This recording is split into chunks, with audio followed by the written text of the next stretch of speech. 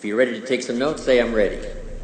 Let me give you Jim Rohn's version and view of the 21st century. The year 2000 started a new century. 21 started what we call a new millennium. A millennium is a 1,000-year period. According to written history, we've covered now 6 millenniums, and now we've started the 7th millennium. And some scholars say it looks like this 7th millennium could be an extraordinary time in the history of the world. And I sort of tend to agree. Here's my view. Number 1, unprecedented opportunity, 21st century.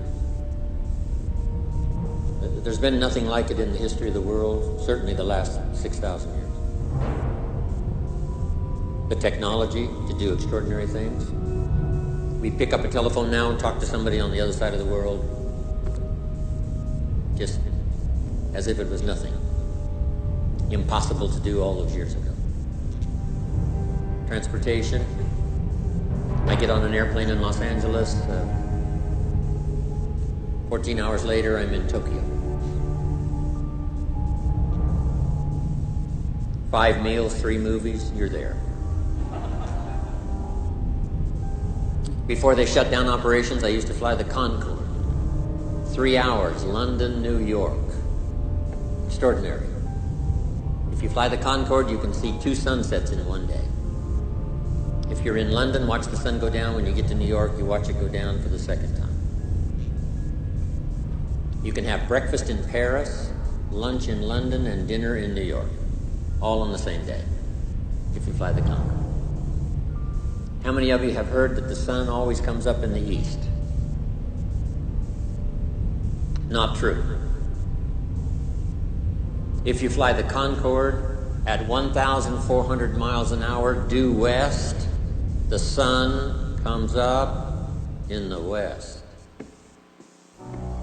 It's one of the most extraordinary sights to see if you haven't tried it. It's extraordinary. And you meet interesting people. I met Henry Kissinger on the Concorde. Before his accident, I met Christopher Reeve. Said to my business partner, we're going to be okay. Superman's on this plane. How lucky can you get? So, transportation, communication, technology, the whole thing has come to a point where these are going to be extraordinary years, especially these opening years of the 21st century. Here's what's next. Extraordinary opportunity for every business, every community, every country, every nation, every industry in the world.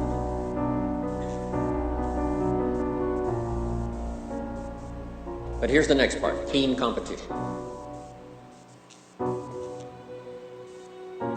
You might not feel so much the world competition, but, it's there. A job becomes available in Southern California. Question, does it go to India or does it stay in Southern California? These are those kind of extraordinary times. World competition, keen competition, but extraordinary opportunity. Now here's the big question let's spend some time on. How to be best prepared for the competition and the opportunity of the 21st century. With America leading the way.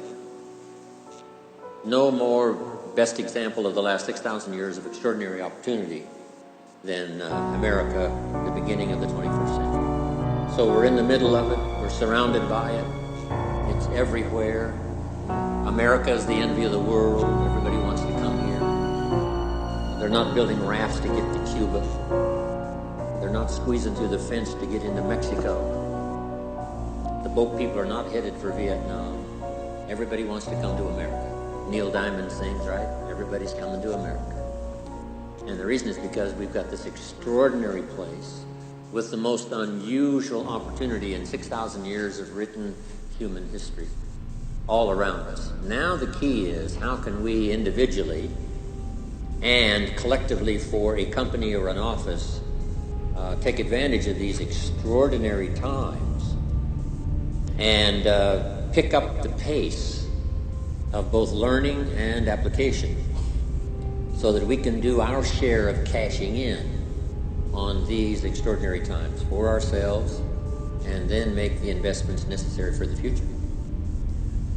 Along with all of the challenges, as there has been for the last 6,000 years of recorded history, from terrorists and war and all the rest, there hasn't been a century free. Last century was probably the worst, hopefully the worst that will ever be in terms of warfare. 50 million people were killed in World War II. 19 million of them were Russian. Those were bloody times. Times of tyranny, communism, Nazism, fascism. Hopefully those times are now behind us. Years and years ago, when I went to South America, every country had a dictator. Now all the dictators are gone. And in the whole world, there's just a few left. Saddam Hussein is in jail.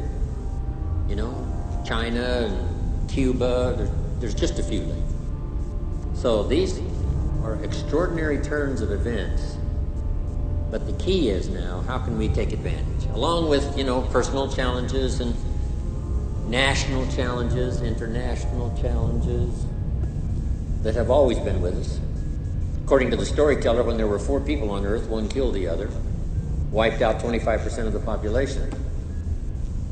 So it hasn't gotten that bad. But these are challenging times as well as times of extraordinary opportunity. So we have to be ready for both the challenge and the opportunity. So that's the key, how to be ready for both the challenge and the opportunity.